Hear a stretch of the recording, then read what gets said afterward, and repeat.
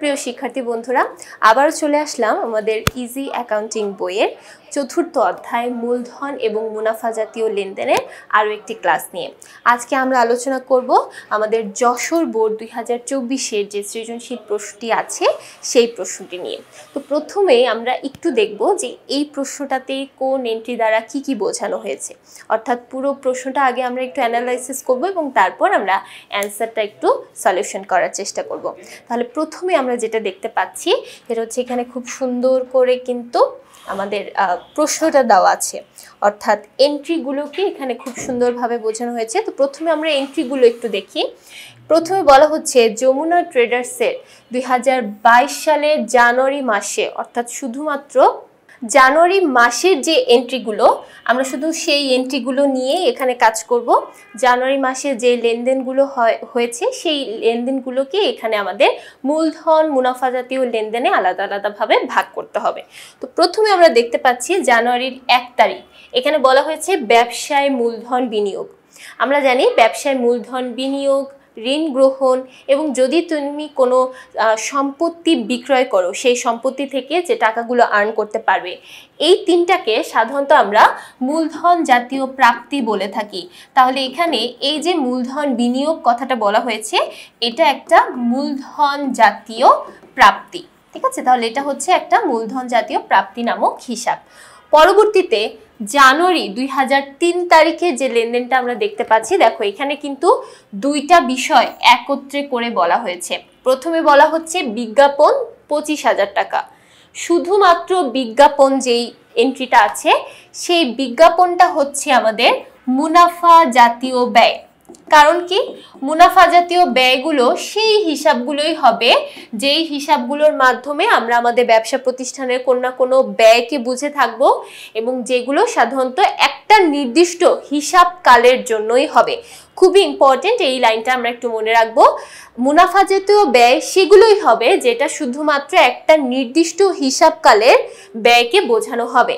আগের বছরের অথবা পরবর্তী বছরের কোনো হিসাবই মুনাফা জাতীয় ব্যয়ের মধ্যে দেখানো যাবে না। তাহলে এখানে যে কথাটা বলা হয়েছে 5 বছর, অর্থাৎ এই 25,000 টাকা দেওয়া হয়েছে 5 বছরের জন্য। তাহলে আমরা শুধুমাত্র মুনাফা জাতীয় ব্যয়ের মধ্যে 1 বছরের হিসাবটা আনবো এবং বাকি 4 বছরের হিসাবকে আমরা লিখতে পারি বিলম্বিত মুনাফা জাতীয় ব্যয়। তাহলে দেখো একটা এন্ট্রির মধ্যে কিন্তু আমাদের দুই ধরনের হিসাবকে বোঝানো হয়েছে। একটা হচ্ছে বিলম্বিত মুনাফা জাতীয় ব্যয় এবং আরেকটা হচ্ছে মুনাফা জাতীয় ব্যয়।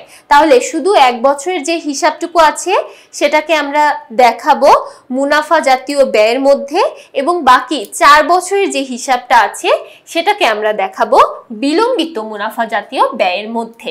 তাহলে এটা আমরা বুঝতে পারলাম বিজ্ঞাপন বাবদ যে এন্ট্রিটা আছে সেটা দ্বারা কি বোঝানো হয়েছে। এরপর চলে যাচ্ছি জানুয়ারির 6 তারিখ। জানুয়ারির 6 তারিখে বলা হয়েছে শিক্ষানবিশ সেলামি 10,000 টাকা। দেখো এটার মধ্যেও কিন্তু একটা টুইস্ট দিয়ে দেওয়া হয়েছে। এখানে বলা হয়েছে যার মধ্যে গত বছরের 2500 টাকা রয়েছে। একটু আগে কিন্তু আমরা শিখলাম যে মুনাফা জাতীয় লেনদেনগুলোর মধ্যে শুধুমাত্র একটা নির্দিষ্ট হিসাবকালের এন্ট্রিগুলোকেই আমরা নিয়ে আসব, অর্থাৎ একটা নির্দিষ্ট বছরের এন্ট্রিগুলোই এখানে আসবে।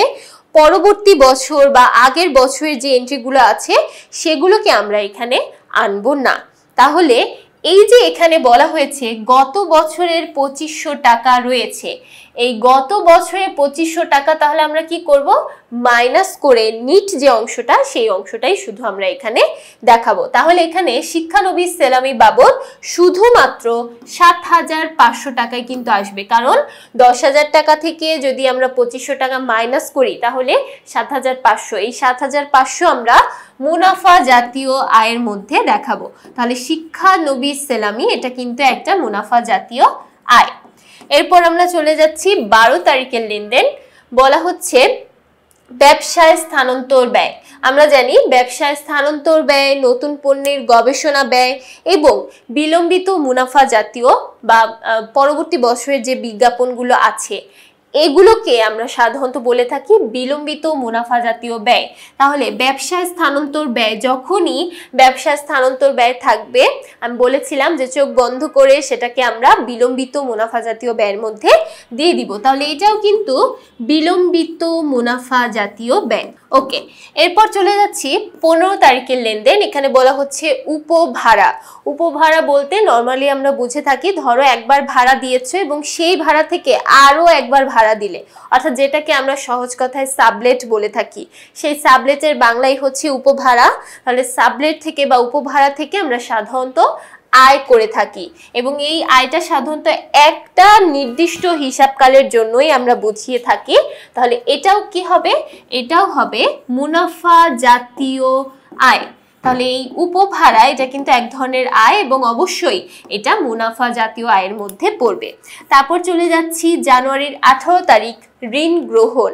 আমি কিন্তু একদম শুরুতেই বলেছিলাম যে যখন আমরা মূলধন বিনিয়োগ করব, ঋণ গ্রহণ করব, অথবা কোনো স্থায়ী সম্পত্তি যখন বিক্রয় করব, এই 3 ধরনের লেনদেনকে আমরা বলে থাকি মূলধন জাতীয় প্রাপ্তি। তাহলে এখানে যেহেতু ঋণ গ্রহণ বলা হয়েছে, ঋণ গ্রহণ করলে সাধারণত আমাদের প্রতিষ্ঠানে নগদ অর্থের প্রাপ্তি ঘটে, তাই এটা কিন্তু মূলধন জাতীয় প্রাপ্তি।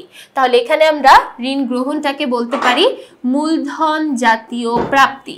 ওকে, পরবর্তী এন্ট্রি 21 তারিখের এন্ট্রি বলা হচ্ছে যন্ত্রপাতি ক্রয়।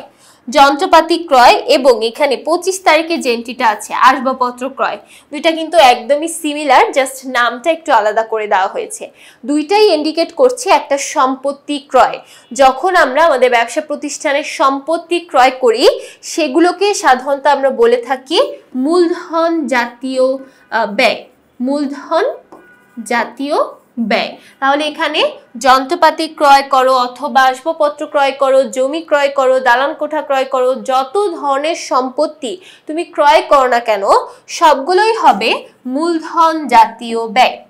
এবং লাস্ট ওয়ান এখানে দেওয়া আছে জানুয়ারির 23 তারিখ, লভ্যাংশ প্রাপ্তি 20,000 টাকা। যখন আমরা লভ্যাংশ পাই, এই লভ্যাংশটা কিন্তু সাধারণত একটা রেগুলার একটা আয়ের মধ্যে পড়ে থাকে। তো লভ্যাংশ প্রাপ্তি যেহেতু একটা আয়, এটাকে আমরা বলতে পারি মুনাফা জাতীয় আয়। তাহলে এটা একটা মুনাফা জাতীয় আয়। এবং দেখো এখানে সর্বশেষে একটা এন্ট্রি দেওয়া আছে, এটা খুবই ইন্টারেস্টিং একটা এন্ট্রি। এখানে বলা হচ্ছে ব্যক্তিগত তহবিল থেকে কারবারের কর্মচারীদের বেতন প্রদান। এখানে কিন্তু আমরা দুইটা বিষয় একসাথে দেখতে পাচ্ছি। একটা হচ্ছে ব্যক্তিগত তহবিল থেকে, রাইট? সো একটাতে বলা হচ্ছে ব্যক্তিগত তহবিল থেকে এবং আরেকটাতে বলা হচ্ছে কর্মচারীদের বেতন প্রদান। তাহলে এখানে একই সাথে আমরা দুইটা বিষয় দেখতে পাচ্ছি। একটা হচ্ছে ব্যক্তিগত তহবিল থেকে। একটা জিনিস আমরা মনে রাখবো, যখনই একটা মালিক তার নিজস্ব তহবিল থেকে ব্যবসা প্রতিষ্ঠানকে কোনো কিছু দেবে, সেই সবকিছুই হয়ে যাবে মূলধনের অংশ। তাহলে যেহেতু এখানে মালিক তার নিজস্ব তহবিল থেকে ব্যবসা প্রতিষ্ঠানের সাথে ব্যবসা প্রতিষ্ঠানের কর্মচারীদের বেতন প্রদান করে দিচ্ছে, এটা অবশ্যই আমাদের মূলধনের একটা অংশ এবং মূলধনগুলো সবসময় মূলধন জাতীয় প্রাপ্তির মধ্যে পড়ে।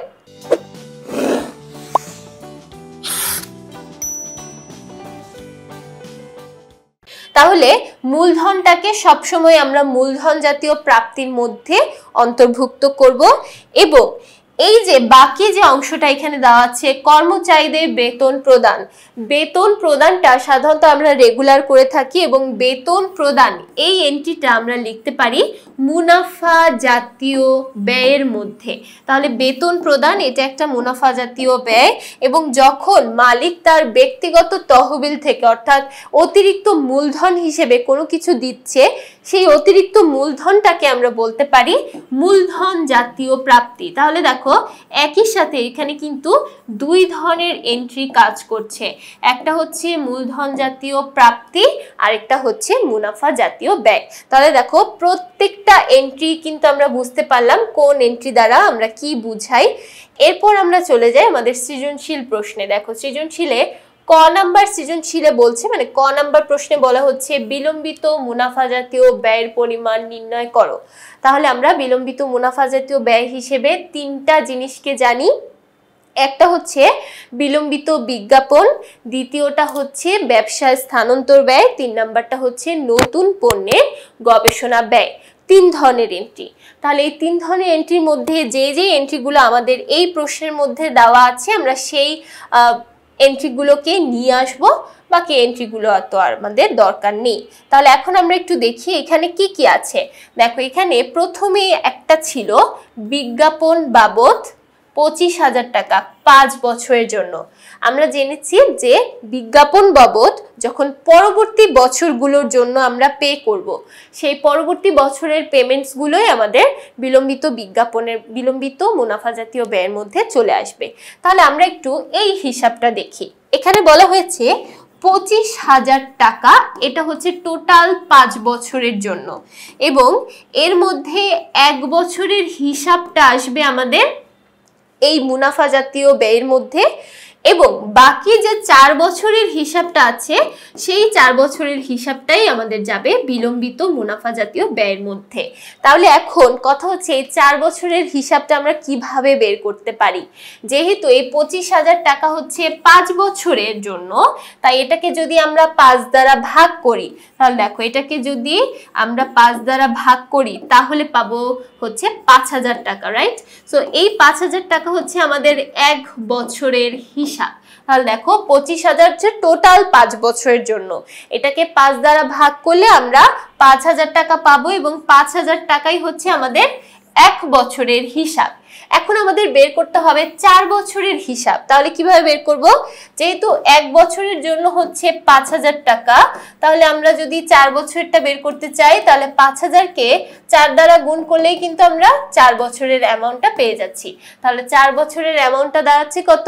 20,000 টাকা।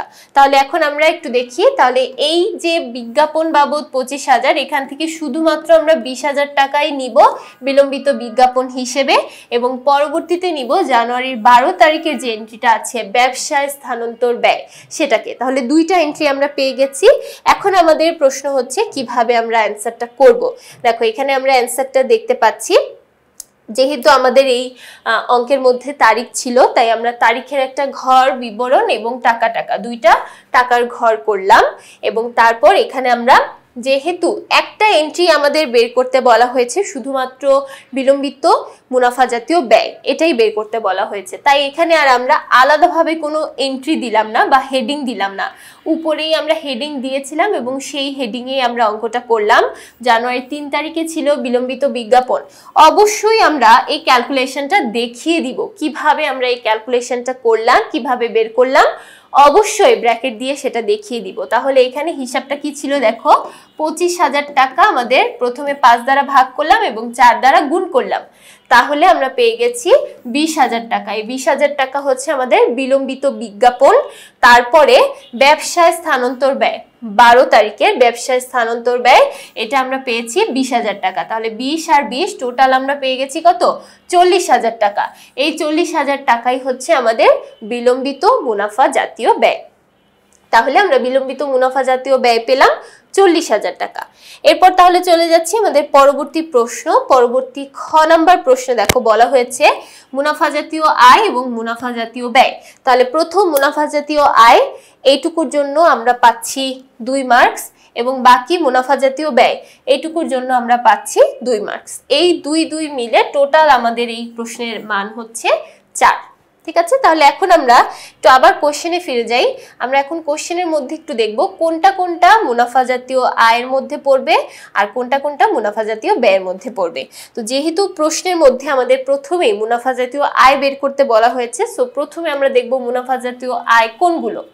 প্রথমেই দেখতে পাচ্ছি জানুয়ারির 6 তারিখ শিক্ষানবিশ সেলামি, এর মধ্যে আবার একটা কথা বলা হয়েছে যে 2500 টাকা গত বছরের। তাহলে 2500 টাকা যেটা গত বছরের বা আগামী বছরের, সেই কোনোগুলোই কিন্তু আমাদের মুনাফা জাতীয় আয়ের মধ্যে আনা যাবে না।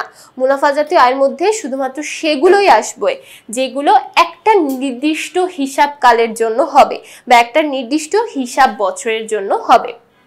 তাহলে এখানে শিক্ষানবিশ সেলামি দেওয়া আছে 10,000 টাকা, কিন্তু এর মধ্যে যেহেতু 2500 টাকা এন্ট্রি করা আছে, আমরা তাহলে 2500 টাকা মাইনাস করে লিখব। তাহলে 10,000 টাকা মাইনাস 2500, তাহলে এখানে দাঁড়াচ্ছে 7,500 টাকা। এই 7,500 টাকাই হচ্ছে আমাদের মুনাফা জাতীয় আয়, অর্থাৎ শিক্ষানবিশ সেলামি বাবদ আয়। তারপর একটা আমরা পেয়ে গেছি। তারপরে জানুয়ারির 15 তারিখে বলা হয়েছে উপভাড়া 10,000 টাকা। দেখো এটাও কিন্তু আমাদের মুনাফা জাতীয় একটা আয়, আমরা একদম এই প্রশ্নের শুরুতেই দেখে নিয়েছিলাম। তারপর চলে যাচ্ছি পরবর্তীতে জানুয়ারির 23 তারিখ লভ্যাংশ প্রাপ্তি। দেখো লভ্যাংশ প্রাপ্তি এটাও কিন্তু আমাদের এক ধরনের মুনাফা জাতীয় আয়। তাহলে মুনাফা জাতীয় আয় হিসেবে আমরা 3টা এন্ট্রি পেয়েছি, একটা হচ্ছে শিক্ষানবিশ সেলামি, একটা হচ্ছে উপভাড়া এবং তারপর হচ্ছে লভ্যাংশ প্রাপ্তি। তাহলে দেখো এবার আমাদের দেখার পালা যে কিভাবে আমরা অ্যান্সারটা লিখব। আমরা অবশ্যই যেহেতু দুইটা বিষয়কে একবারে একটা কোশ্চেনের মধ্যে লেখা হয়েছে, আমরা অবশ্যই পার্ট করে লিখব। প্রথমে লিখব মুনাফা জাতীয় আয়, তারপর লিখব মুনাফা জাতীয় ব্যয়। তাহলে প্রথমে মুনাফা জাতীয় আয়ের মধ্যে অবশ্যই আমাদের হেডিং এখানে দিতে হবে, হেডিং দিলাম। এবার 3টা এন্ট্রি লিখলাম। এখানে এই যে ক্যালকুলেশনটা মাস্ট তোমাকে এটা শো করতেই হবে, দেখাতেই হবে তুমি কিভাবে এই এন্ট্রিটার অ্যান্সারটা পেলে বা অ্যামাউন্টটা পেলে। এখানে আমরা অ্যামাউন্টটা পেয়েছি 10,000 থেকে 2500 মাইনাস করে 7,500। তাহলে এখানে আমরা 10,000 থেকে 2500 মাইনাস করে 7,500 টাকা দেখাবো। তারপর উপভাড়া তো ডিরেক্ট 10,000 টাকায় এবং লভ্যাংশ প্রাপ্তি 20,000 টাকা। তাহলে দেখো টোটাল যোগ করলে আমরা পেয়ে যাচ্ছি 37,500। দেখো 37,500ই কিন্তু আমাদের মোট মুনাফা জাতীয় আয়। তাহলে এটা ছিল আমাদের প্রথম অংশটা। এরপর আমরা দ্বিতীয় অংশটা যাই, অর্থাৎ মুনাফা জাতীয় ব্যয়। মুনাফা জাতীয় ব্যয় কোনগুলো আমরা তাহলে এখন একটু সেগুলো দেখি। দেখো মুনাফা জাতীয় ব্যয়ের মধ্যে প্রথমেই আছে এই যে বিজ্ঞাপন, কিন্তু বিজ্ঞাপনের মধ্যেও আবার শুধু 1 বছরের এন্ট্রিগুলো আমরা আনবো, কারণ বাকি 4 বছরের এন্ট্রিগুলো তো আমরা বিলম্বিত মুনাফা জাতীয় ব্যয়ের মধ্যে অলরেডি দেখিয়ে ফেলেছি। তাহলে 1 বছরের যে এন্ট্রিটা থাকবে সেই 1 বছরের এন্ট্রিগুলোই আমরা এখানে আনবো, এবং 1 বছরের এন্ট্রিটা আমরা পেয়েছিলাম কি 5,000 টাকা। তারপরে আমরা পরবর্তীতে আনবো কি, পরবর্তীতে আনবো এই যে লাস্টে আমরা একটা বেতন প্রদান দেখেছিলাম 10,000 টাকা। এই বেতন প্রদানও কিন্তু আমাদের মুনাফা জাতীয় ব্যয়ের মধ্যে পড়ে। তাহলে প্রথমে আমরা দেখলাম বিজ্ঞাপন খরচ এখানে 5,000, আর এখানে আমাদের জানুয়ারির 31 তারিখে বেতন প্রদান এটা ছিল 10,000। তাহলে দেখো আমরা এখানে অ্যান্সারটা কিভাবে করব। আমরা অবশ্যই হেডিংটা লিখলাম, লেখার পরে আমরা যে যে এন্ট্রিগুলো আছে সেই এন্ট্রিগুলো লিখলাম। এবার দেখো এখানেও কিন্তু একটা ক্যালকুলেশন ফ্যাক্ট আছে, সেটা হচ্ছে আমরা 1 বছরের এন্ট্রিটা আনবো। তাহলে 25,000কে 5 দিয়ে ভাগ করে 1 দ্বারা গুণ করলে এই যে 5,000 টাকা, এইটুকুই হচ্ছে আমাদের মুনাফা জাতীয় ব্যয়। বাকি 4 বছরের এন্ট্রিগুলো কিন্তু এখানে আসছে না। তাহলে 5,000 টাকা এবং বেতন প্রদান এটা আমরা দেখেছিলাম 10,000 টাকা। তাহলে দেখো টোটাল যোগ করলে দাঁড়াচ্ছে 15,000 টাকা। এবার আসো দেখো এখানে কিন্তু দুইটা আলাদা আলাদা লেখা হয়েছে, দুইটা আলাদা আলাদা দেখানোও হয়েছে। এর পেছনের কারণটা একটু বলি। দেখো এখানে আমাদের কোশ্চেনটা যদি আমরা একটু খেয়াল করি, এখানে কোশ্চেনে বলা হয়েছে মুনাফা জাতীয় আয় এবং মুনাফা জাতীয় ব্যয় এই দুইটার পরিমাণ নির্ণয় করো। এখানে কিন্তু বলা হয়নি মুনাফা জাতীয় আয় ও মুনাফা জাতীয় ব্যয়ের মোট পরিমাণ নির্ণয় করো, এই কথাটা কিন্তু বলা হয়নি। যদি এই কথাটা বলা হতো, অর্থাৎ মোট পরিমাণ নির্ণয় করো যদি বলা হতো, তখন আমরা কি করতাম, তখন আমরা এই দুইটাকে যোগ করে আবার নিট একটা অংশ দেখাতাম। যেহেতু এখানে শুধু পরিমাণ বের করতে বলা হয়েছে, তাই আমরা দুইটাকে আলাদা আলাদা ভাবে পরিমাণ দেখাবো এবং এভাবে লিখে দিব কোনটার কি পরিমাণ। যদি বলা হতো যে মোট পরিমাণ দেখাও, তখন আমরা কি করতাম, দুইটা যোগ করে একবারে মোট একটা অংশ দেখাতাম। ঠিক আছে, তাহলে অবশ্যই আমরা কোশ্চেনটা খেয়াল করব। কি বলা হচ্ছে, কোশ্চেনে যেটা চাওয়া হবে আমরা সেটাই কিন্তু উত্তর করব। যেহেতু এই অধ্যায়ের অঙ্কগুলো খুবই সহজ, তাই এই ছোট ছোট বিষয়গুলোর জন্য কিন্তু মার্কস কাটা যেতে পারে। তাই অবশ্যই আমরা এই ছোট ছোট বিষয়গুলো চেক করে ঠান্ডা মাথায় তারপর অঙ্কটা করব, যাতে এই ছোট ছোট বিষয়গুলো মিস না করি। এই যে ছোট্ট একটা কথা মোট, এই কথাটার জন্যই কিন্তু দেখো অনেকগুলো কাজ এখানে এফেক্ট করছে। তাই অবশ্যই আমরা খুব ভালোভাবে কোশ্চেন খেয়াল করে তারপর অ্যান্সারটা করব। এবার আমরা চলে যাচ্ছি আমাদের গ নাম্বার প্রশ্ন, অর্থাৎ সর্বশেষ প্রশ্ন। দেখো গ নাম্বার প্রশ্নে বলা হচ্ছে মূলধন জাতীয় প্রাপ্তি ও মূলধন জাতীয় ব্যয়ের পরিমাণ নির্ণয় করো। দেখো এখানেও কিন্তু দুইটা আলাদা আলাদা পার্ট। প্রথমটা হচ্ছে মূলধন জাতীয় প্রাপ্তি এবং দ্বিতীয়টা হচ্ছে মূলধন জাতীয় ব্যয়। তাহলে দেখো এটাও কিন্তু আমরা একটা ছকের মধ্যে আলাদা আলাদা ভাবে দেখাবো। তাহলে এখন কথা হচ্ছে আমরা একটু কোশ্চেনটা খেয়াল করি যে কোন কোন এন্ট্রিগুলো আমরা মূলধন জাতীয় প্রাপ্তির মধ্যে দেখাতে পারি। তো প্রথমে দেখো জানুয়ারির 1 তারিখে মূলধন বিনিয়োগ, এটা কিন্তু আমাদের মূলধন জাতীয় একটা প্রাপ্তির মধ্যে পড়বে। কেন? কারণ আমরা জানি আমাদের মূলধন জাতীয় প্রাপ্তির মধ্যে তিনটা বিষয় সবসময় আমরা আনতে পারি।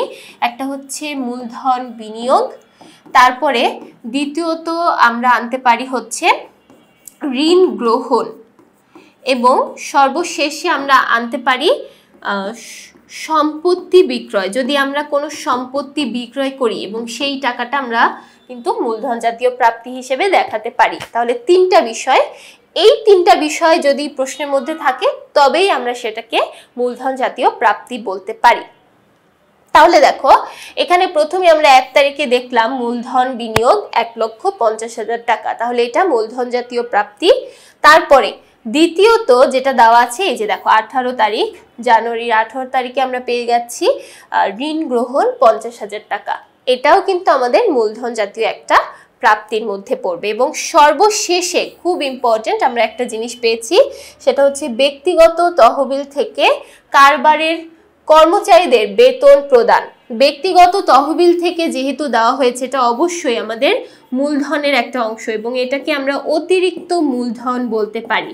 তাহলে অতিরিক্ত মূলধন, যেহেতু মূলধনই একটা অংশ, তাই আমরা এটাকে এই যে মূলধন বিনিয়োগ এটার মধ্যে কিন্তু ফেলতে পারি, রাইট? তাহলে এখানে আমরা তিনটা বিষয়কে মূলধন জাতীয় প্রাপ্তি হিসেবে দেখাতে পারি। একটা হচ্ছে মূলধন বিনিয়োগ, তারপর দ্বিতীয়ত হচ্ছে ঋণ গ্রহণ, এবং তৃতীয়ত হচ্ছে ব্যক্তিগত তহবিল থেকে বেতন প্রদান, যেটাকে আমরা অতিরিক্ত মূলধন হিসেবে লিখতে পারি। তাহলে এখানে আমরা তিনটা বিষয় দেখলাম। এবং এই যে এখানে যে লাস্টে যেটা লিখেছিলাম সম্পত্তি বিক্রয়, দেখো সম্পত্তি বিক্রয় রিলেটেড আমাদের এই প্রশ্নের মধ্যে কিন্তু তেমন কোনো এন্ট্রি নেই, তাই ওইটা আমরা স্কিপ করে গেলাম। এবং এই তিনটাকেই আমরা আমাদের অ্যান্সারের মধ্যে দেখাবো। এখন কথা হচ্ছে আমরা কিভাবে অ্যান্সারটা লিখবো সেটা একটু বিষয়টা দেখে নিই। তাহলে দেখো প্রথমে আমরা দেখতে পাচ্ছি যে মূলধন জাতীয় প্রাপ্তি, এই যে প্রথমেই আমাদের এন্ট্রির হেডিংটা দিতে হবে, কি এন্ট্রি আমরা করছি, কি অ্যান্সার বের করছি সেটার হেডিং দিব। হেডিং দেওয়ার পরে সেটার আন্ডারে যে যে বিষয়গুলো আছে সেগুলো লিখব। এখন তোমরা চাইলে এটাকে নাও লিখতে পারো, অথবা চাইলে লিখে দিতে পারো বোঝানোর সাপেক্ষে, অথবা চাইলে এটা স্কিপ করতে পারো। তবে এই তিনটা নাম অবশ্যই লিখতে হবে, মূলধন বিনিয়োগ, ঋণ গ্রহণ এবং অতিরিক্ত মূলধন।